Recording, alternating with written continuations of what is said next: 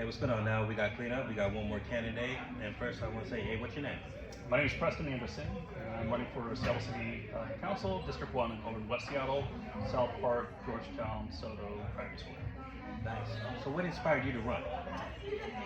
So it's quite personal. I'm a clinical social worker. I've been doing it for the last 12 years. I work at the VA hospital as an administrator in homeless programs. But over the course of my 12-year career, I've been working in addictions treatment, trauma work, and inpatient psychiatric care. But over the course of that period, I've lost a number of people myself to overdose deaths or being exposed to them due to homelessness. So I've lost a handful of people.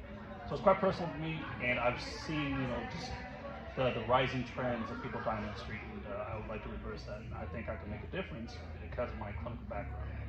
I appreciate that. Now, Seattle and other surrounding areas is getting really expensive. So what is your position about raising the wage in the city, the state, and whatnot? Sure.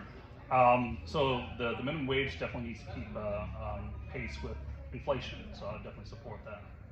Okay, there you go. And would you be willing to call out companies that are union busting? We have two in Seattle. Absolutely. Of course. Absolutely. I mean, Amazon, Starbucks, even if they do donate to your campaign, you still call them out.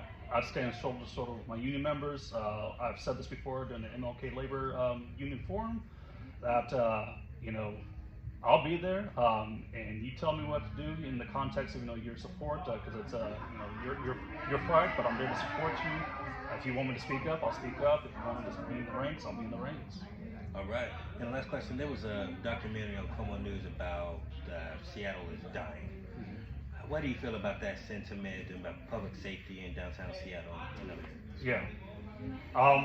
So the issues impacting the city right now are pretty complex in the context of homelessness, the context of addictions crises, people dying due to overdose deaths, and businesses experiencing break-ins and crime. I think people are legitimately concerned about these trends. I'm concerned about the trends and the addictions crisis of people dying in the streets.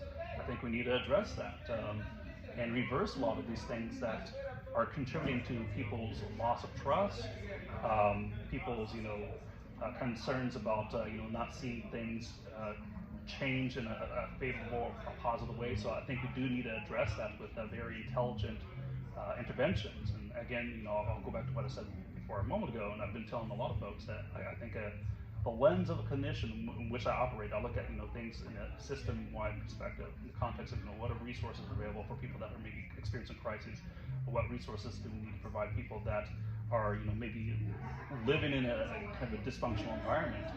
We begin to address that, we begin to see that crime rates drop, we begin to see that people are more stably housed.